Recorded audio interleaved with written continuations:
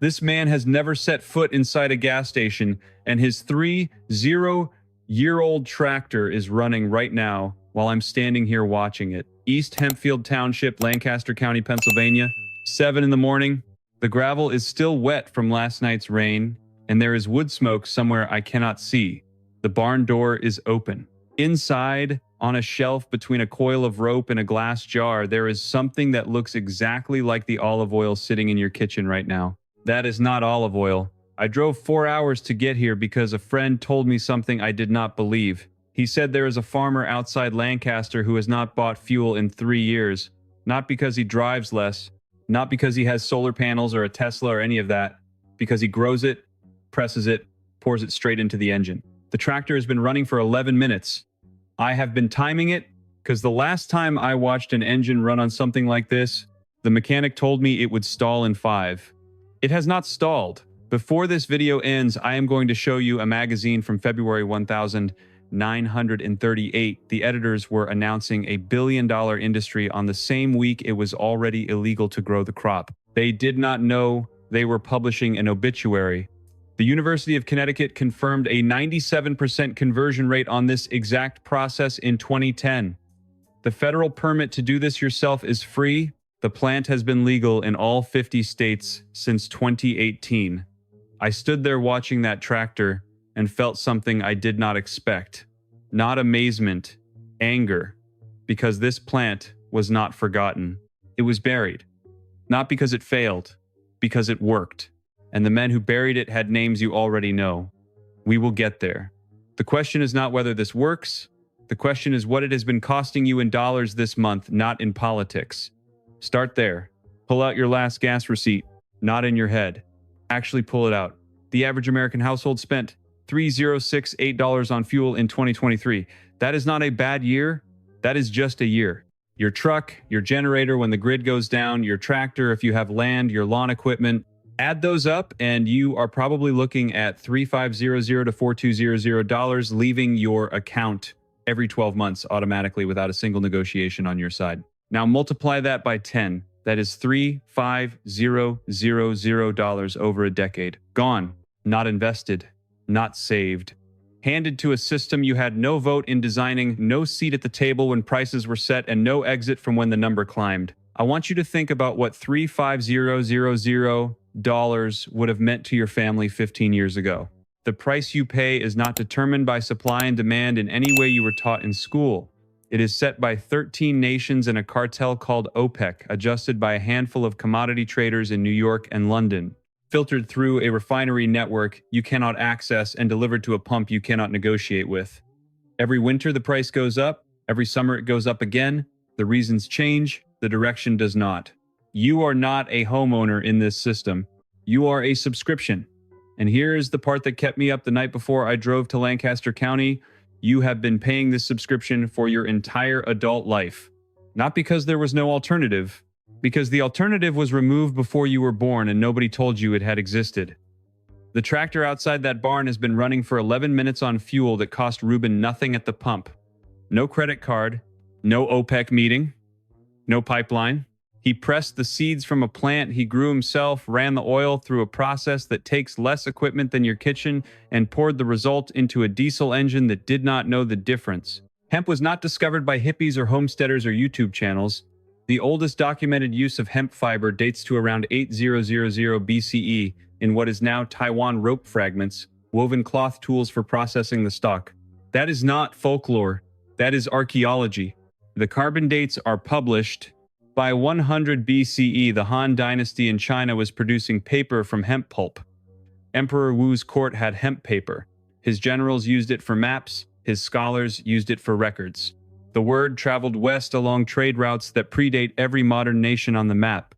By the time Rome was at its peak, hemp rope was standard equipment on Roman military ships. Pliny the Elder documented its properties in Naturalis Historia, written around 77 CE. He described the fiber, the oil, the seed. He was not speculating. He was cataloging what the empire already used at scale. None of that is the part that changed how I think about this. The part that changed how I think about this happened on a specific date, the 28th of February, 1892. Rudolf Diesel filed his patent in Germany on that day. The title was not Petroleum Engine. It was Theory and Construction of a Rational Heat Engine to Replace the Steam Engine. He designed a compression ignition engine that could run on any oil with sufficient viscosity and energy density. Plant oil qualified. Petroleum refined diesel specifications also qualified, but only because refineries later adjusted their product to fit his specs, not because he designed it for them. In 1900, the French government asked Diesel to demonstrate his engine at the World's Exposition in Paris using peanut oil from French colonies in Africa. He did. The engine ran so quietly that a significant portion of the 10,000 attendees did not realize it was firing. Diesel wrote afterward that his engine could be fed with vegetable oils and would help considerably in the development of agriculture. He envisioned farmers growing their own fuel. He called it the oil engine, not the petroleum engine. That distinction mattered to him. Then, on the 29th of September 1913, he boarded the mail steamer Dresden in Antwerp and was never seen alive again. His cabin was empty by morning. His hat and overcoat were folded beneath the stern railing. A body was found in the North Sea 10 days later, too decomposed to formally identify. His son confirmed the personal effects. Before leaving for the voyage, Diesel had handed his wife a bag and told her not to open it until he reached London. Inside was 2,000,000 German marks in cash and bank statements showing their accounts were nearly empty. In his diary, September 29 was marked with a cross. I am not going to tell you what happened on that ship. I was not there and neither were you. What I will tell you is what happened in the 12 months that followed. Not a single engineer at any major diesel manufacturer pushed to keep plant oil as the standard fuel.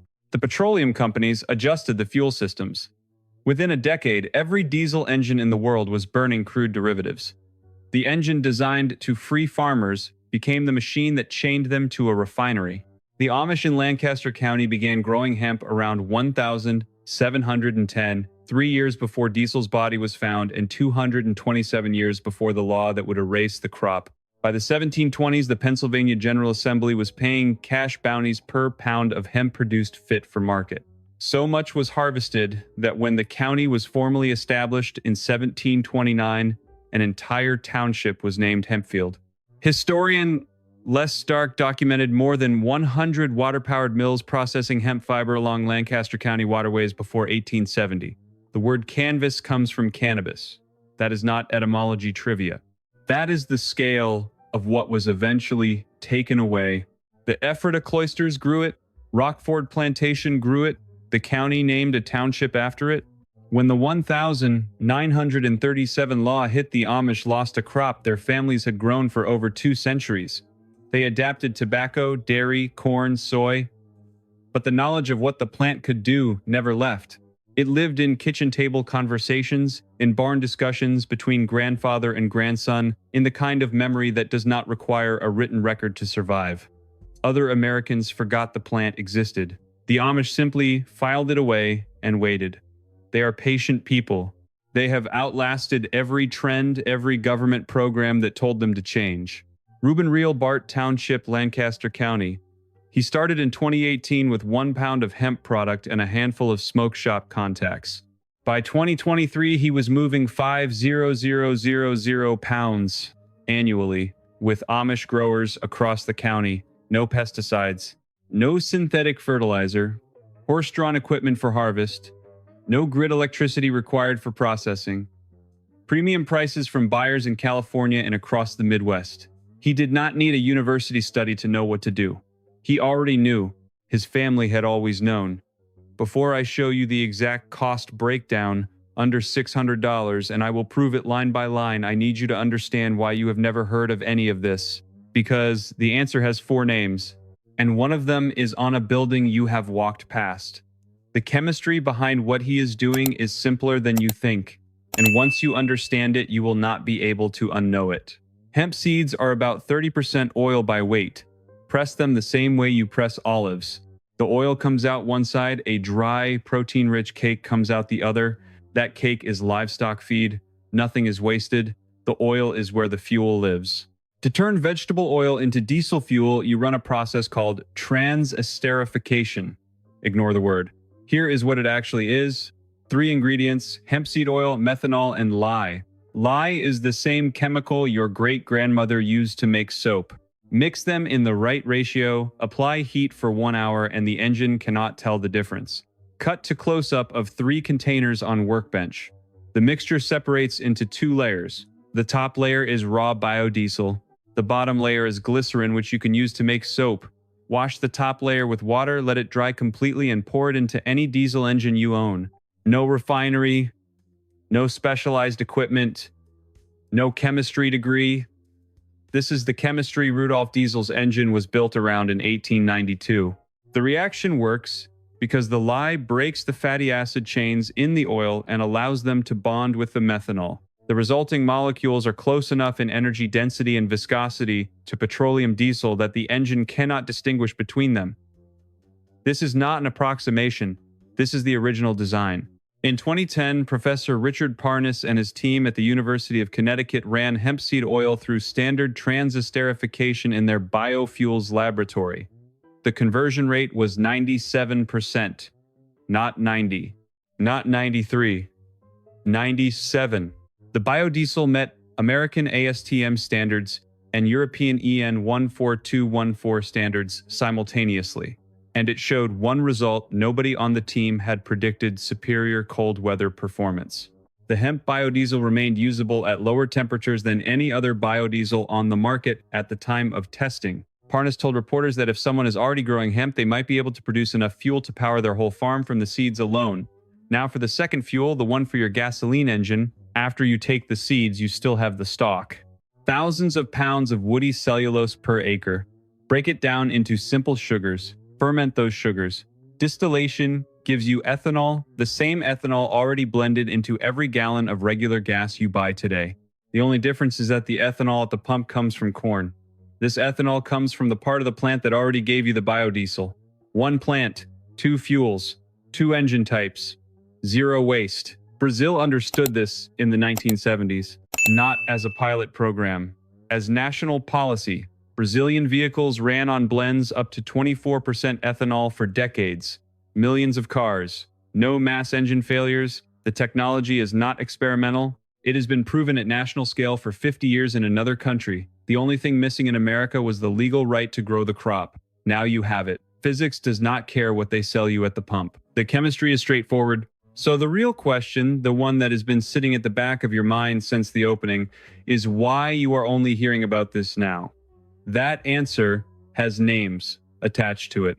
4 men, 4 industries, 1 year. None of them needed to meet in secret. They had newspapers, Congress, and a federal bureau. They used all 3. William Randolph Hearst built his media empire on timber. His paper mills processed wood pulp across the country. He owned millions of acres of timberland, a capital investment whose entire value depended on wood remaining the primary source of paper fiber. Hemp produced paper faster, cheaper, and on a fraction of the land. 1 acre of hemp produced as much paper pulp per year as 4 acres of forest. Not over a decade. Per year. That was not competition. That was obsolescence on a timeline he could measure in months. Hearst's newspapers ran front-page stories through the 1930s, connecting cannabis to violent crime, to racial fear, to moral collapse. The coverage was not balanced. It was coordinated. City editors across his chain published the same narratives within weeks of each other. The word marijuana, Mexican slang that most Americans had never encountered, appeared in headlines instead of hemp or cannabis, because most readers would not connect the scary new drug to the rope in their barn or the lamp oil on their shelf. If Anslinger had called it cannabis, every doctor in the country would have recognized it. If he had called it hemp, every farmer would have. By calling it marijuana, he severed the connection between a useful crop and the law designed to kill it. The DuPont family had patented nylon in 1935. They had also developed a new chemical process for manufacturing paper from wood pulp. Hemp fiber was a direct competitor to nylon. Hemp paper was a direct competitor to their wood pulp process. 2 product lines, 1 enemy. Andrew Mellon was the Secretary of the Treasury. He was also, at the time, the wealthiest private citizen in the United States. He had invested heavily in DuPont. He was also the father-in-law of Harry Anslinger and had personally appointed Anslinger to lead the Federal Bureau of Narcotics Standard Oil, built by John D. Rockefeller, into the largest petroleum corporation in American history, had already been broken up by antitrust action in 1911, but the successor companies remained dominant. Hemp oil as a diesel fuel source threatened the foundation of their business model. Not a fraction of it, the foundation. These four did not need a conspiracy. They had alignment of interest and the infrastructure to act on it. Here's the timeline. 1933, Prohibition ends. Anslinger's Department of Prohibition is dissolving. He needs a new mandate.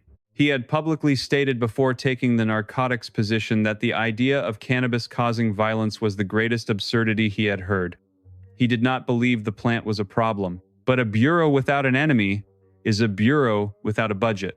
1935, Dupont, Patin Nylon. The hemp decorticator, a machine that could process hemp stalks at industrial scale, is being developed and refined by engineers who had no idea what was coming. 1936, the Atchison, Kansas Agrol plant opens, backed by the Commergy movement Henry Ford had championed for years. By the following year, Agrol, an ethanol gasoline blend made from farm crops, was selling at 2000 stations across the Midwest from Indiana to South Dakota. Two blends, Agrol 5 at 5 to 7% alcohol, Agrol 10 at 12.5 to 17.5%. The brochure said, "Try a tankful. You will be thankful." Customers came back. The fuel worked. And then the plant managers started reporting things they could not fully document: market pressure, deliberate undercutting, interference with distributors. 1937. The American Petroleum Institute spokesman Conger Reynolds publicly called Agrol supporters dream chemists and armchair farmers in the press. Between 1933 and 1939, petroleum interests killed 19 federal bills and 31 state bills supporting alcohol fuel blending. The gap between Agrol and leaded gasoline was 1 cent per gallon. 1 cent. The industry lobbied against every tax incentive that could have closed it. The 2nd of August 1937, the Marijuana Tax Act is signed into law. The American Medical Association sent Dr. William Woodward to testify against it. He told Congress the claims had no medical evidence behind them. His testimony was dismissed without serious engagement. The hearings received almost no public coverage. The act passed quietly on a Tuesday. That same year, the Atchison plant managers began reporting sabotage and pricing pressure they could not prove but could not ignore. By 1939, the plant closed. 2000 stations vanished from the map. An entire fuel infrastructure built by farmers for farmers gone in under 3 years. Same war, same years. Different weapons, same winners.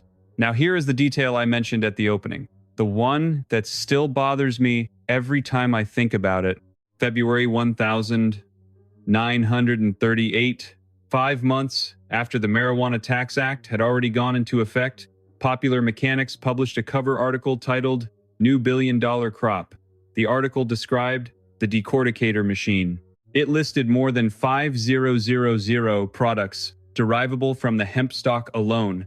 It called hemp the standard fiber of the world and predicted it would generate an entirely new agricultural economy and thousands of jobs. The editors did not know the law had already passed. When that magazine arrived at newsstands, it was already a federal offense to grow the crop it was celebrating. The future was announced at its own funeral, and no one in the room knew they were standing at a funeral. That is not incompetence on anyone's part. That is how completely the legislation was buried. It passed through hearings so undercovered in language so deliberately obscure that the most widely read mechanics magazine in the country did not find out for 5 months. Henry Ford knew what was coming. In August 1941, he unveiled a prototype car with body panels made from hemp, soy, wheat straw, and flax bound in resin. The panels were lighter than steel. Ford demonstrated the strength on camera by swinging an axe at the trunk lid. The axe bounced back. The panel did not dent. The car was designed to run on hemp ethanol. He had brought George Washington Carver himself to help develop it. Ford was 77 years old and still swinging. By 1941, it was already too late. They sell you the problem and the solution in the same aisle. The grid becomes unreliable. They sell you a generator that runs on gasoline. Gasoline prices climb. They sell you a more fuel-efficient truck. Climate concern rises, they sell you an electric vehicle with a lithium battery mined using diesel equipment and shipped on petroleum-powered freighters. The system funds its own continuation through the anxiety it creates, and it has been doing so since before you were born. If you think this only applies to people with farms or people building from scratch, this part is specifically for you. You need a quarter acre and a shed. That is the floor, not the ideal setup. The floor. Here is what the biodiesel side costs to get started. A cold press oil expeller for hemp seeds runs between $200 and $400 on Amazon.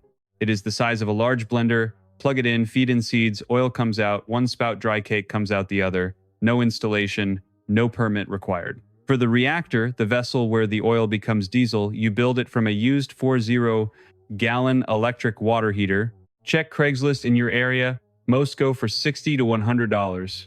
The conversion plans are free on biodiesel community forums that have been running since the early 2000s. Add methanol available at racing supply stores or chemical suppliers around $25 for 5 gallons. Add lye, food grade about $8 for 2 pounds. Total startup cost under $600. After that, your input cost per batch is the methanol and the lye. The hemp seed oil, if you grow it, costs you the seed and the press time. Step 1. Press your seeds. Load the expeller, run it, collect the oil in a clean container, set aside the dry cake. If you have livestock, they will eat it. If you do not, it composts. Step 2. For every liter of oil, you need 200 milliliters of methanol and 3.5 grams of lye. Mix the lye into the methanol first carefully. This reaction generates heat. Let it cool to room temperature before adding to the oil. Lye will burn skin on contact. Gloves and eye protection are not optional. Step 3. Combine everything in your reactor. Heat to 55 degrees Celsius. Maintain that temperature for 1 hour with gentle agitation. Step 4. Let it settle undisturbed for 8 hours. Drain the glycerin from the bottom valve first. Save it for soap or compost it as organic waste. Step 5. Wash the biodiesel twice with warm water. Let it dry completely 24 hours, minimum longer in humid climates. Moisture in biodiesel causes injector problems. Do not rush this step. When it is fully dry, pour it into any diesel engine you own. No engine modification, no mechanic. No special filter unless you are running blends above 20% in temperatures below freezing, in which case a $30 inline fuel line heater handles it. Now the ethanol side for your gasoline engines, go to ttb.gov, search fuel, alcohol permit, fill out the application. It is free. Processing takes approximately 30 days. What you receive is a federal permit to distill ethanol for use as motor fuel on your property, not a moonshining permit, specifically a fuel permit. The TTB issues thousands of these to private individuals every year. A 1.3-gallon copper still costs around $300. A 50-gallon fermentation vessel runs about $40 at homebrew supply stores. Ferment your hemp stalks after breaking down the cellulose. Distill the output blend at 10 to 15% with regular gasoline.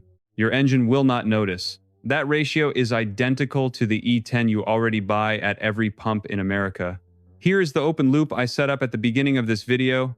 I told you I would show you a magazine that published a billion-dollar industry obituary without knowing it was an obituary. That magazine is Popular Mechanics February 1938. I have the physical issue.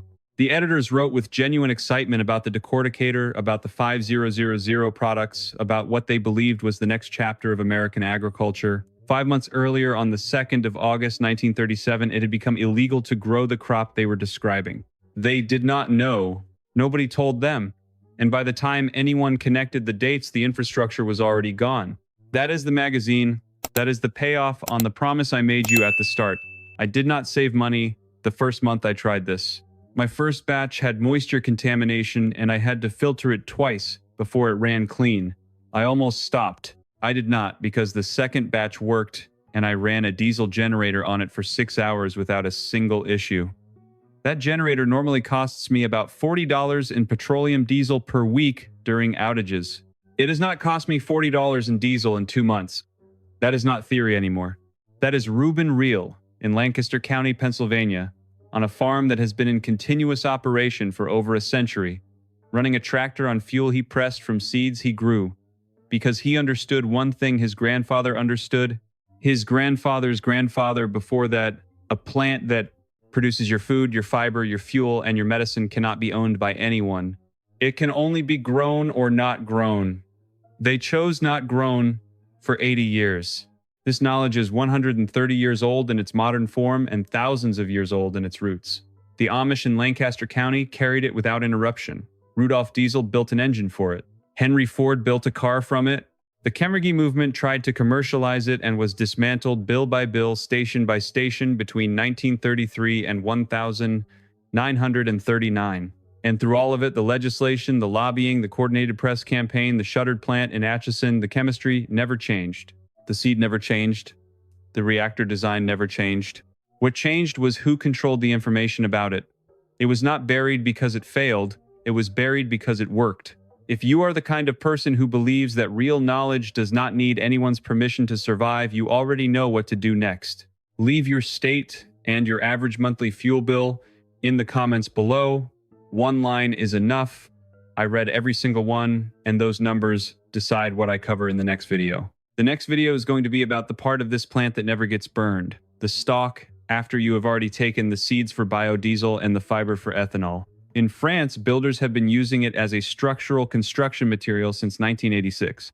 They call it hempcrete. It is stronger in compression than standard wood framing, lighter than regular concrete, and it absorbs carbon from the atmosphere during the curing process instead of releasing it.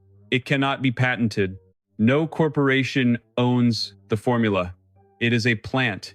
The industry it threatens is not oil. It is the $1.3 trillion global construction materials market. And the same men who killed the fuel application in 1937 had significant financial interests in that market too. When you know that this video is just the beginning, outside East Hempfield Township, the tractor is still running. It has been running for 22 minutes now. The morning light is coming through the barn door at a low angle, cutting across the floor in one long strip. The engine sounds exactly like every other diesel engine you have ever heard. Same idle, same exhaust note, same steady mechanical rhythm. You would never know the difference. That is the point.